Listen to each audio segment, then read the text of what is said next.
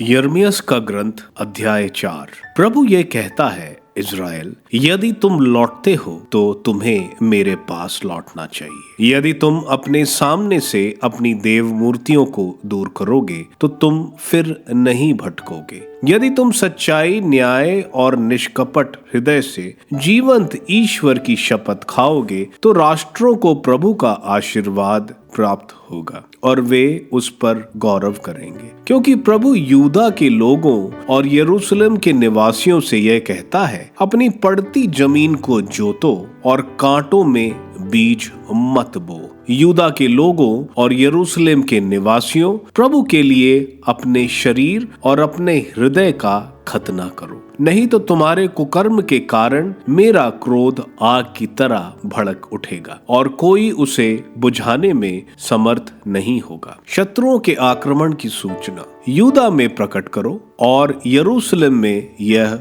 घोषित करो, देश भर में तुरही बजाओ, पुकार पुकार कर यह कहो, हम सब मिलकर किलाबंद नगरों की शरण लें। सियोन जाने का झंडा फहराओ, अविलंब रक्षा के लिए भाग जाओ, क्योंकि मैं उत्तर की ओर से तुम्हारे लिए विपत्ति और संहार लाने वाला हूँ। सिंह अपनी माद से निकला है, राष्ट्रों का विध्वंसक चल पड़ा है। वह तुम्हारे देश उजाड़ने अपने यहाँ से बाहर निकला है। तुम्हारे नगर उजड़ जाएंगे, उनमें कोई निवासी नहीं रह पाएगा। इसलिए टाट के वस्त्र ओढ़कर शोक मनाओ और विलाप करो, क्योंकि प्रभु की भीषण क्रोध हम पर से दूर नहीं हुआ है। प्रभु यह कहता है, उस दिन राजा और अधिकारियों का साहस जाता रहेगा, याजक स्तंभ रह जाएंगे और नबी विस्मित हो उठेंगे। इस पर मैंने कहा, हाय प्रभु ईश्वर,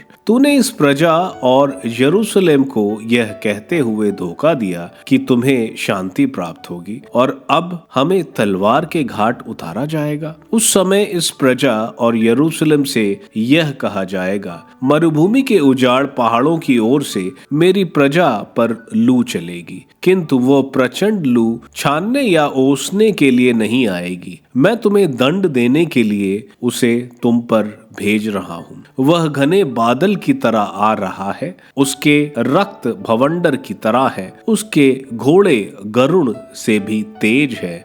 हाय, हमारा विनाश हो जाएगा। यरूशलेम, अपने हृदय से बुराई निकाल दे, जिससे तू बच सके। तेरे बुरे विचार तुझसे कब निकलेंगे? दान से, एफ्रम के पहाड़ी प्रदेश से एक वाणी विपत्ति के आगमन की घोषणा कर रही है। यहूदा को सूचित करो, यरूशलेम को सुना दो, शत्रु दूर देश से आक्रमण करने आ रहा है।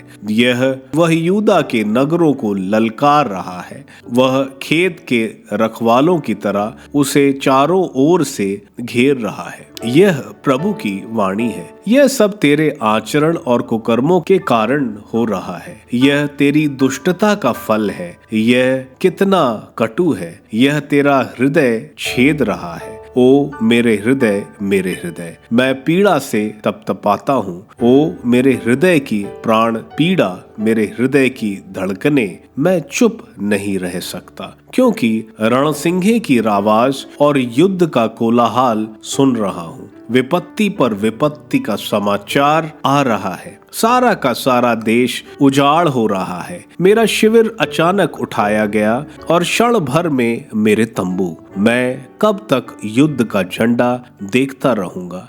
मैं कब तक रणसिंहे की आवाज सुनता रहूं? ईश्वर का निर्णय। मेरी प्रजा निश्चय ही मूर्ख है, वे मुझे नहीं जानते। वह नासमझ बच्चे हैं और कुछ नहीं समझते। वह कुकर्म में बहुत कुशल है, किंतु भलाई करना नहीं जानते। मैं पृथ्वी की ओर देखता हूँ, वह उजाड़ और निर्जन है। मैं आकाश की ओर देखता हूँ, उसका प्रकाश लुप्त हो गया है। मैं पहाड़ों की ओर देखता हूँ, वे कांपते हैं और सब पहाड़ियां हिल रही हैं। मैं देख रहा हूँ, मनुष्य नहीं रहे और सभी पक्षी भाग गए।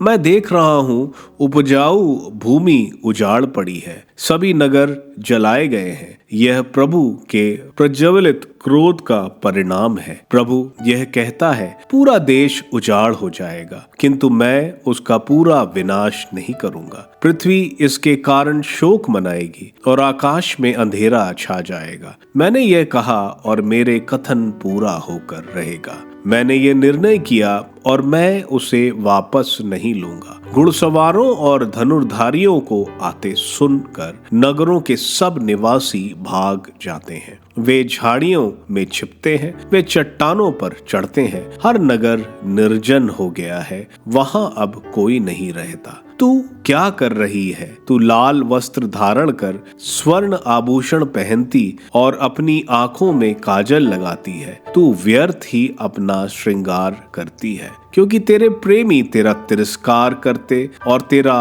वध करना चाहते हैं। मैं प्रसव पीड़िता की सी कराह, प्रथम बार जन्म देने वाली की चित्कार सुनता हूँ। यह सियोन की हाफती हुई पुत्री की आवाज है, जो ये कहती हुई हाथ पसारती है, हाय मैं बेहोश हो रही हूँ, मैं हत्यारों के हाथ में पड़ी हूँ।